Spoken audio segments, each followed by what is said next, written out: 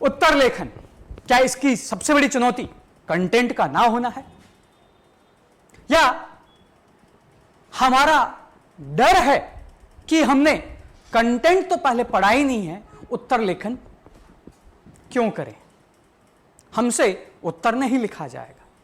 परंतु इसके विपरीत जो है वह फैक्ट है, उत्तर लेखन में समस्या कंटेंट नहीं, कंटेंट तो ऑलरेडी है, परंतु वह कंटेंट जो है एक्सेस मात्रा में है, उसका फैलाव है और स्ट्रक्चर्ड फॉर्मेट में हमारे पास नहीं है, और सभी समय पर विद इन कुछ सेकंडों में वह हमें याद नहीं आता, और हम हमारे पुराने ढर्रे पर ही, क्योंकि हमने एक शंका बना रखी है, हमने एक प्रेजुडाइज बना रखा है कि कंटेंट नहीं है, इसलिए हम उत्तर लेखन स्टार्ट नहीं करते हैं, और इसलिए इस कला को विकसित नहीं करते हैं। उदाहरण के तौर पर, और यह फैक्ट है जो क्रैश कोर्स की अभी क्लासेस स्टार्ट हुई है, जिसमें 4 अटेम्प्ट 5 अटेम्प्ट दे चुके अभ्यर्थी जो शामिल हुए हैं और अपनी उत्तर लेखन कला को शार्प कर रहे हैं,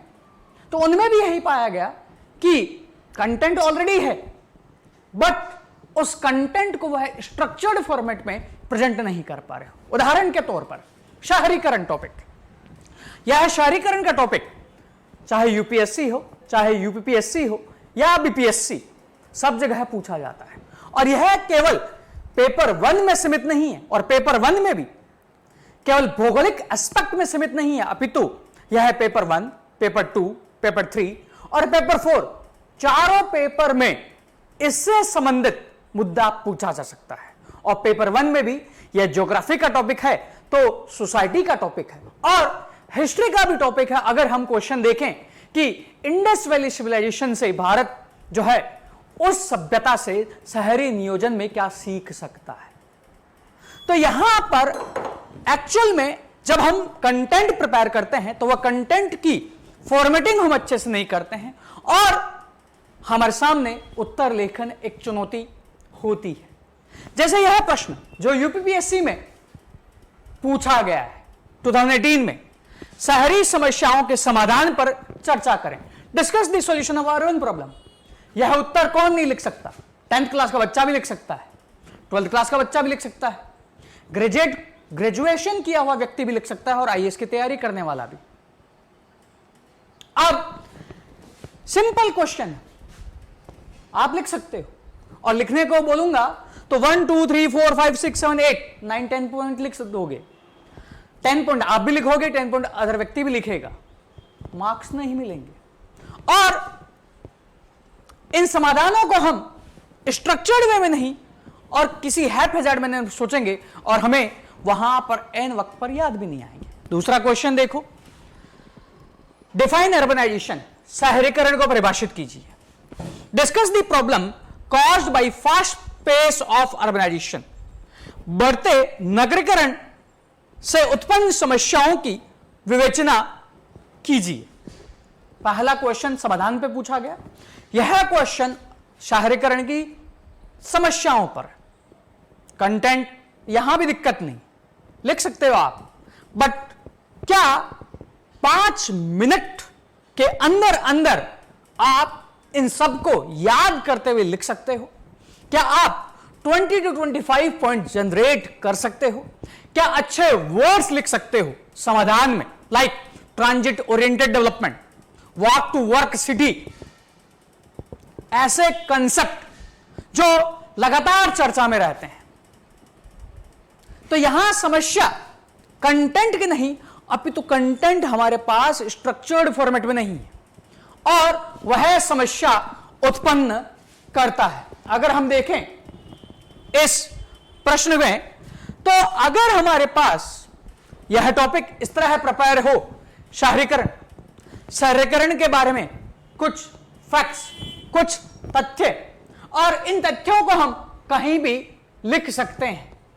फिर शहरीकरण की समस्याएं, संस्थागत क्या समस्या है, इंफ्रास्ट्रक्चर के तौर पर क्या समस्या है, संस्थागत में भी शहरी अभिशासन में क्या समस्या है, इस अभिशासन को भी फिर स्ट्रक्चरल एस्पेक्ट में क्या समस्या है, संरचना में क्या समस्या है, कार्यान्वयन में क्या समस्या है, या फंक्शनल तौर पर क्या समस्या है, इस तौर पर बांट सकते हो। फिर इस संस्थागत में भी नियोजन के स्तर पर, रेगुलेशन के स्तर पर क्या समस्या है।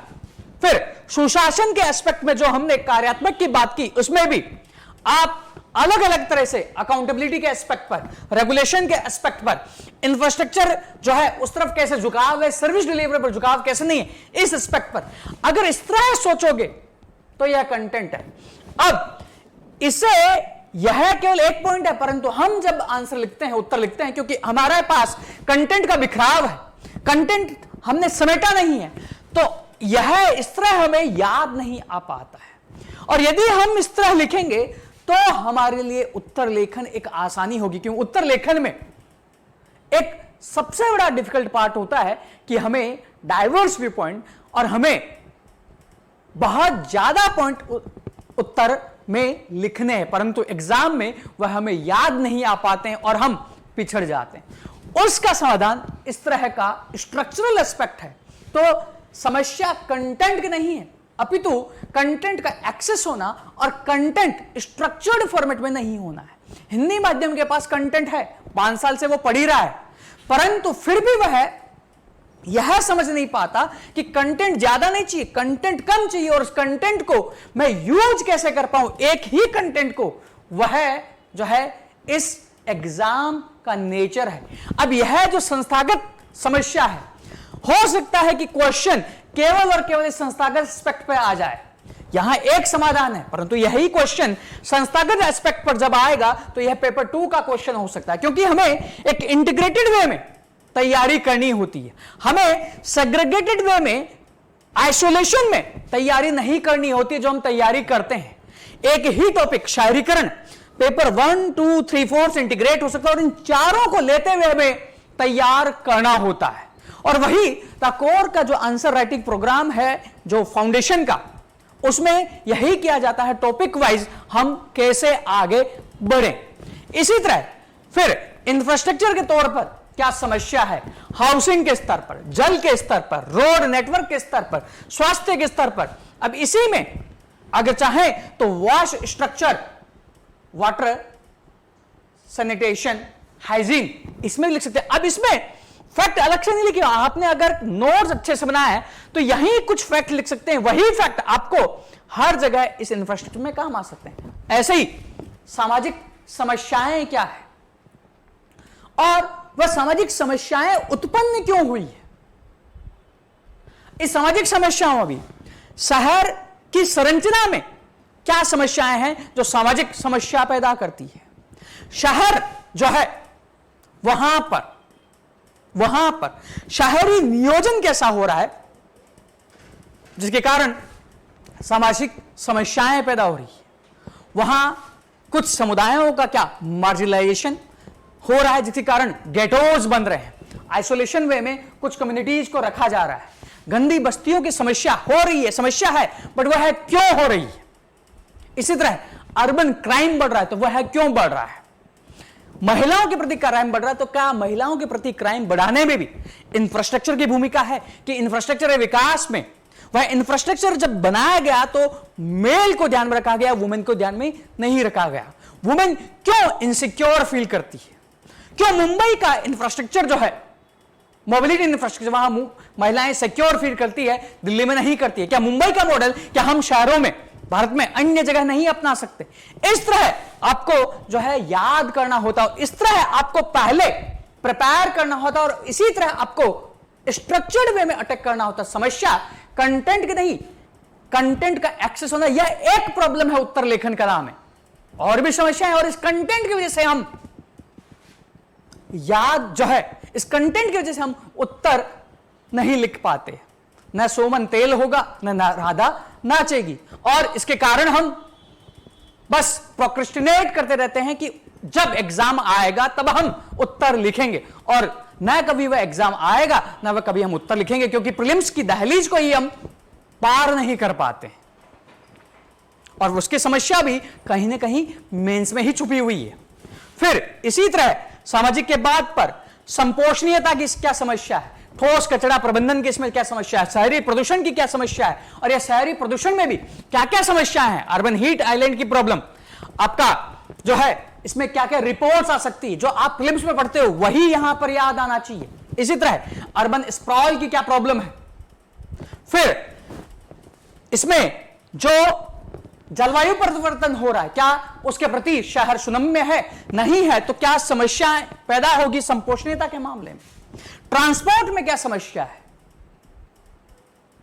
मोबिलिटी में क्या समस्या है, मोबिलिटी में भी सामाजिक तौर पर क्या समस्या है, इंफ्रास्ट्रक्चर तौर पर क्या समस्या, और उसके बाद समाधान। और इस समाधान में भी चाहे तो हम यही याद कर सकते हैं इसी सेग्रीगेशन में कि इसके समाधान क्या होंगे, और या लास्ट में, और यहीं पर हमारा नोट्स बनेगा अर्बन स्कीम्स के बारे में, शहरी योजनाओं के बारे में, शहरी योजनाओं के कंपोनेंट के बारे में। और अगर हमें उतना कम याद रहता है तो हम उत्तर लिख पाते हैं। तो समस्या जो है आपके पास कंटेंट की नहीं, कंटेंट का एक्सेस होना, और वह पहली समस्या जिसके कारण प्रथम जो सीढ़ी है उत्तर लेखन की हम उसे ही नहीं कर पाते हैं। और यह समस्या संगीता की भी थी।